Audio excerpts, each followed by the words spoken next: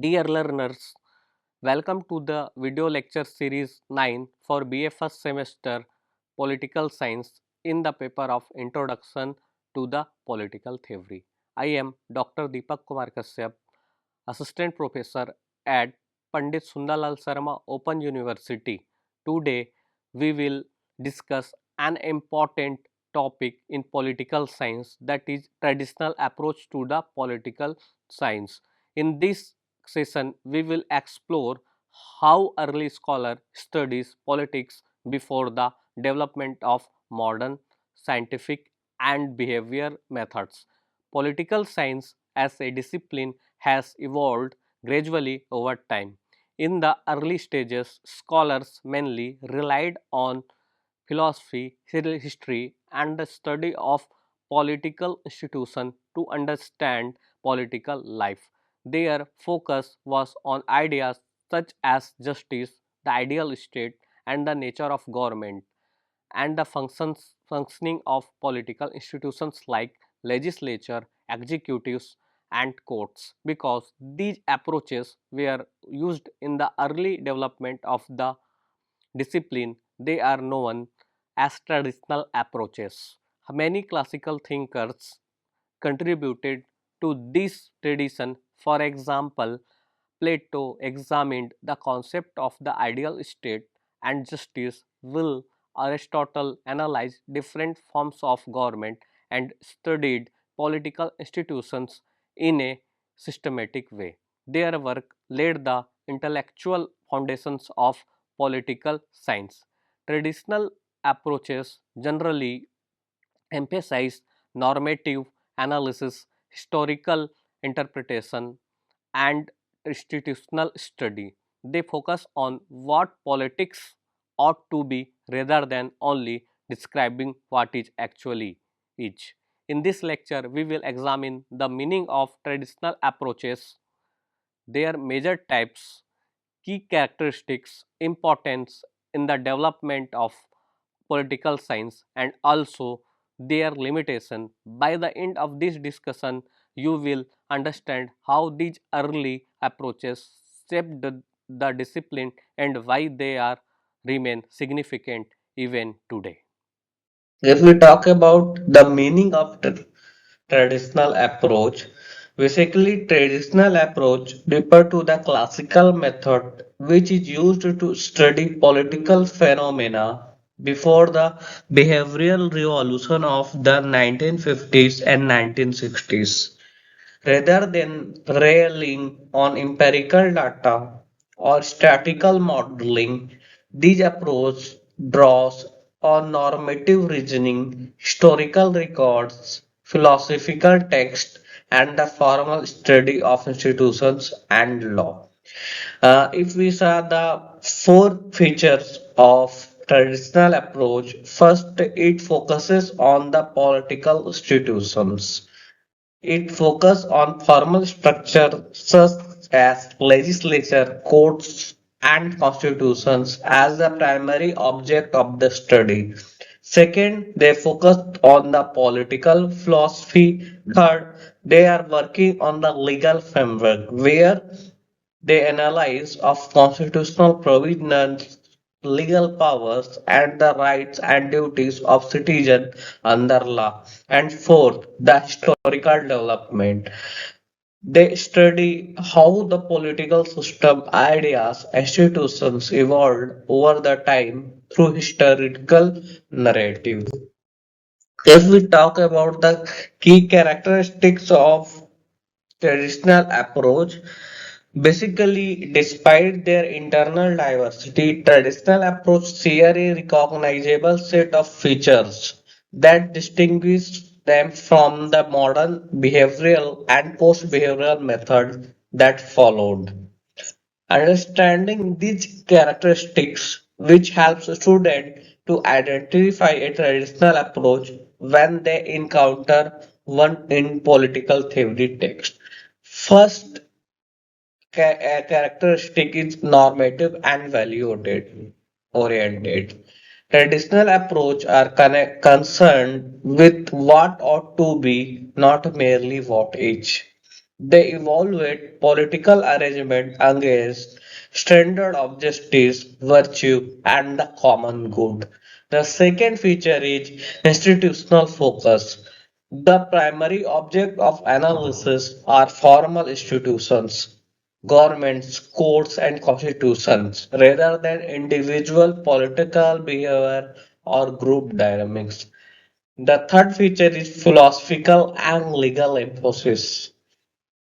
These approaches draw heavily on moral philosophy and legal reasoning as their principal analytical tools. Fourth, it is historical and descriptive.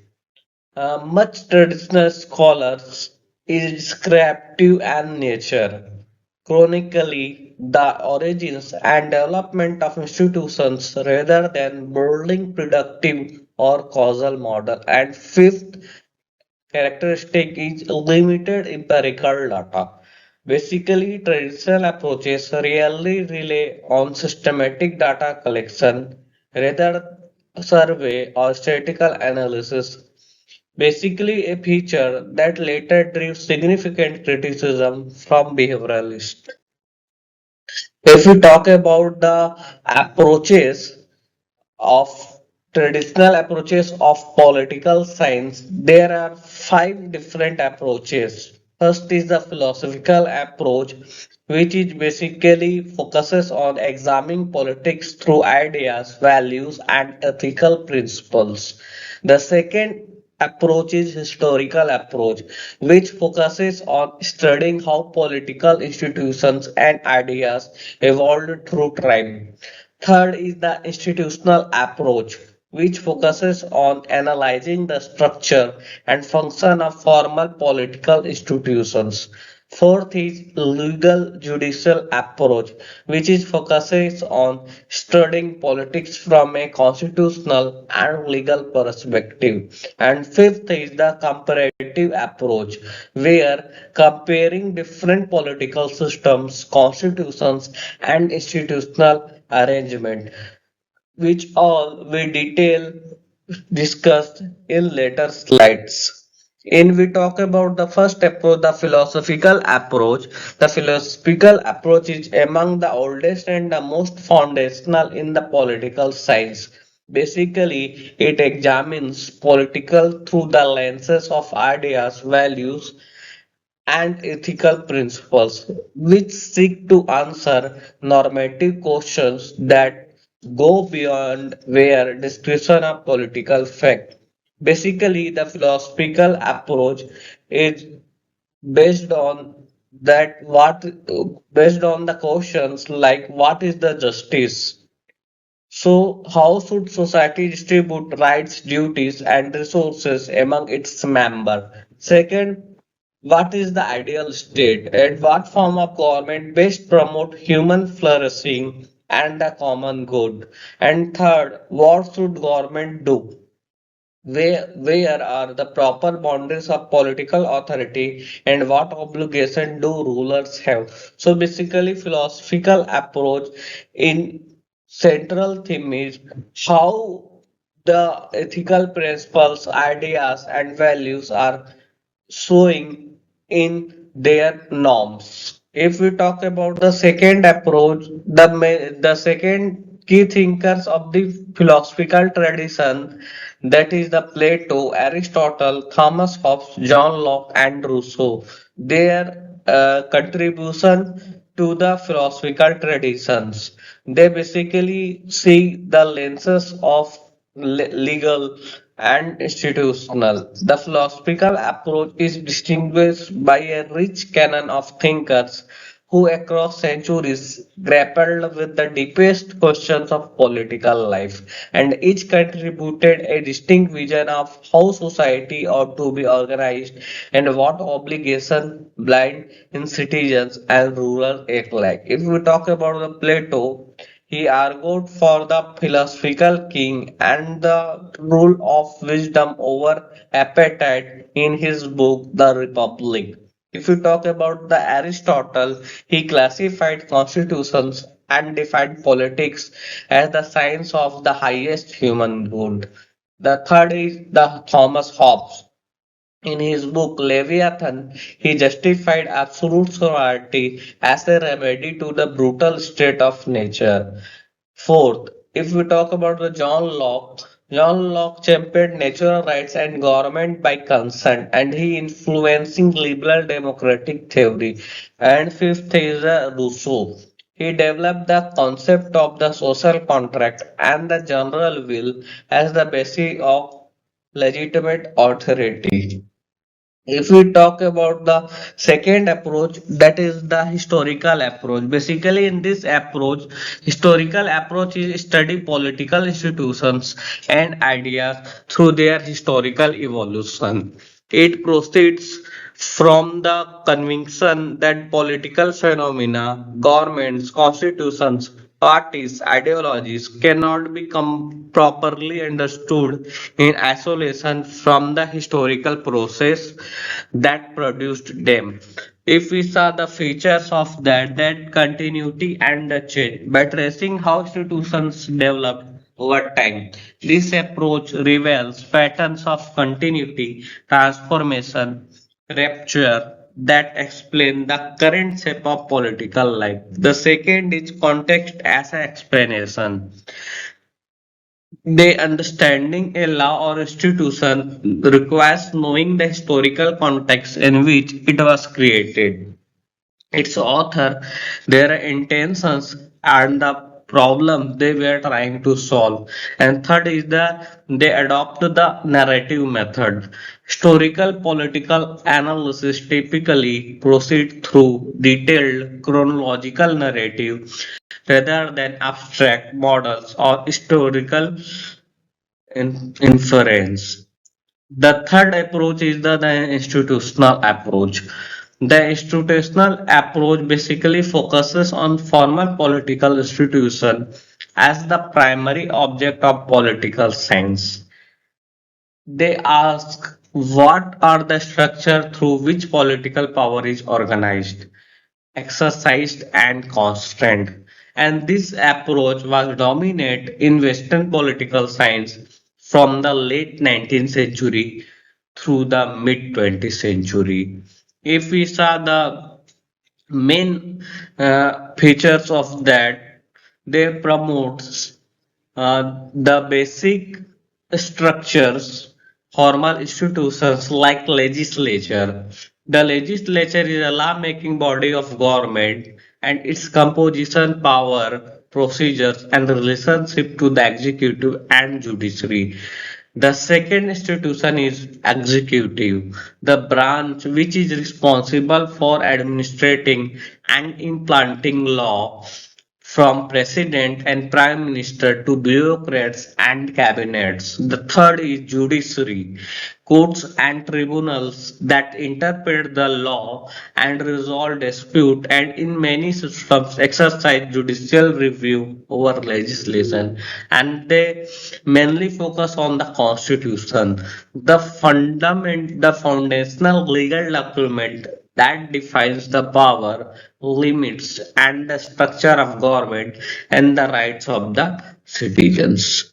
The fourth approach is the legal judicial approach. In this approach, the legal or judicial approach studies politics from the legal and constitutional perspective. It treats it treats law as the most important framework through which political power is organized and limited. Unlike the institutional approach, which focuses on the structure of government, the legal approach focuses on the normative rules that govern them. If you talk about the features of it, the first is they have the constitutional provisions. In this, the analysis of the written and unwritten rules that define the fundamental law of the land, that what government may and what may not do. The second is legal power of institutions, which the examination of the formal legal authority granted to legislature, executive courts, and rather other boundaries and the limits placed upon it. And third is the rights and duties of citizen. Basically, it studies of the legality, enforceable rights, civil, political, and economic that citizens hold against the state and their corresponding obligations. If we talk about the Constitution of India, what are the legal approach we can practice in here? The Constitution of India in 1950 among the most studied document in the legal approach to the political science. If we know that as the world's longest written constitution, it offers a rich case for examining how a modern state has legally structured its political order. If we talk about in political constitution of India, we can see the basically three mainly features. First, they can distribution of power. Basically, in federal structure, dividing legislature power between the union and the states, as well as union, state, and current list. Third, fundamental rights. Part 3 of Indian Constitution guarantees judicial rights, equality, freedom, protects against exploitation, religious liberty enforceable by the court. And third is the government structure. India adopt a parliamentary system with president, prime minister, and bicameral parliament, independent judiciary, and federal units. The fifth approach, that is the comparative approach. Basically, in this approach, we can compare which can study politics by systematically examining and comparing different political systems.